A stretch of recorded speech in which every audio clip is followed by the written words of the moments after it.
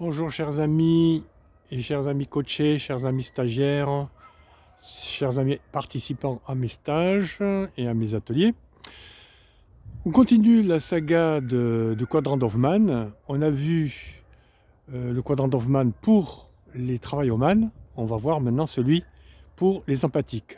Rappelons un peu ce que c'est que le quadrant d'Hoffmann. C'est un quadrant qui parle de 4 parties. On parle de qualité. La qualité peut devenir un piège, c'est-à-dire un défaut. Mais pour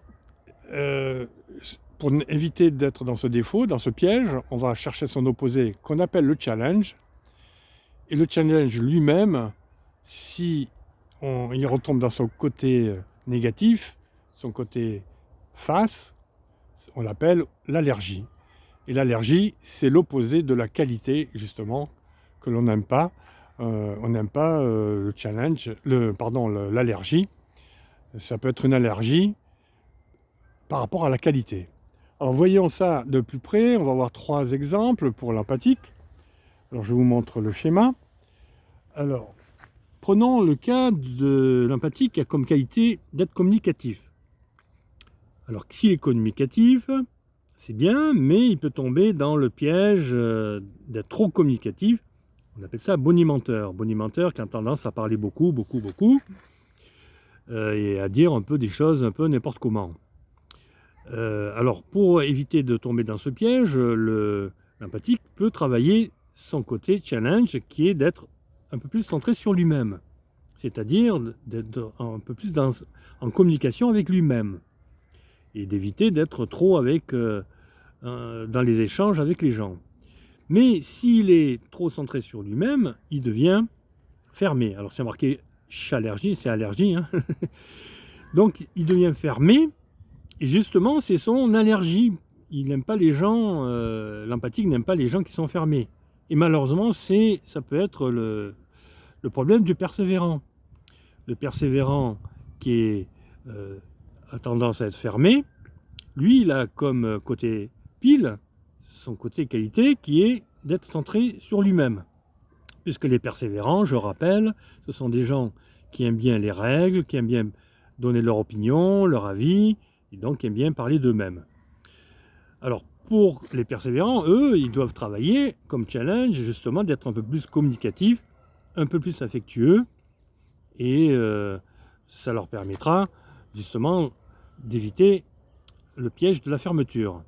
Mais s'ils sont trop dans la communication, ils retombent dans leur allergie, justement, qui est d'être bonimenteur. Donc les persévérants n'aiment pas les gens bonimenteurs, donc ils n'aiment pas les persévérants qui sont bonimenteurs, et les empathiques n'aiment pas les gens fermés, c'est-à-dire les pièges des persévérants. Donc ce que doit travailler finalement l'empathique, c'est d'être centré sur lui-même. Et ce que doit travailler le persévérant, c'est d'être un peu plus en communication. Donc voilà pour cette première partie qu'on voit par rapport à l'empathique et au persévérant qui sont en conflit quelquefois. On va voir maintenant un autre cas, le cas où l'empathique a comme qualité le côté relationnel. Toujours communicatif, relationnel, c'est à peu près pareil. Relationnel, c'est bien, il peut tomber dans le piège d'être un peu trop envahissant. Ça, quand on est envahissant, c'est-à-dire qu'on a tendance à occuper l'espace des autres, au niveau de la parole, au niveau des gestes, etc., d'être un peu trop sauveur. Donc le challenge de l'empathique, c'est d'être un peu plus réservé, moins avec les autres, un peu plus avec soi-même. Et s'il est trop réservé, il devient associable, ce qui est d'ailleurs l'allergie des empathiques, ils n'aiment pas les gens associables. Ce qui est malheureusement le cas des rêveurs, le piège des rêveurs, parce que les rêveurs, ce sont des gens qui aiment être tranquilles, qui aiment la solitude et l'imagination. Ils sont réservés, ça c'est leur qualité, mais ils peuvent tomber dans le piège d'être un peu trop associables. Donc le rêveur, lui, doit travailler son côté associable pour devenir un peu plus relationnel Donc c'est-à-dire éviter de rester tout seul, mais s'il est trop relationnel, il tombe dans l'allergie d'être envahissant. C'est d'ailleurs ce qu'ils n'aiment pas chez les empathiques. Ils n'aiment pas les gens envahissants. Et le côté justement associable de l'empathique, on le retrouve chez le rêveur. Donc ce que doit travailler finalement l'empathique, son challenge à lui, c'est d'être un peu plus réservé. Et ce que doit travailler le rêveur, son challenge à lui, c'est d'être un peu plus relationnel. Voyons maintenant, pour terminer, un troisième quadrant. On a vu celui de l'empathique et du rêveur. On va voir celui de l'empathique et du promoteur. Alors l'empathique, il aime bien aider les gens. Il est nourricier.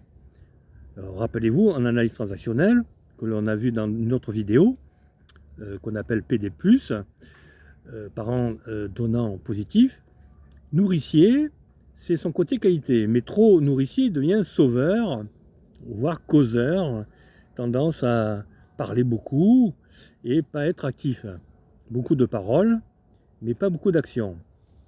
Et s'il est trop justement causeur, il faut qu'il travaille sur son challenge, c'est d'être un peu plus actif, moins de paroles et plus d'action.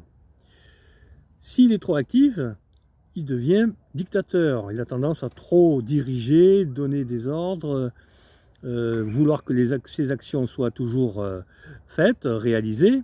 Et c'est justement son côté allergique. L'empathique n'aime pas les gens qui sont dictateurs. Et c'est le piège d'être dictateur du promoteur. Le promoteur qui aime l'action, le défi, le challenge, je vous rappelle. Le promoteur aime bien commander, être leader, être au début des projets, faire que les projets réussissent. Ils ont le goût du pouvoir et de l'argent.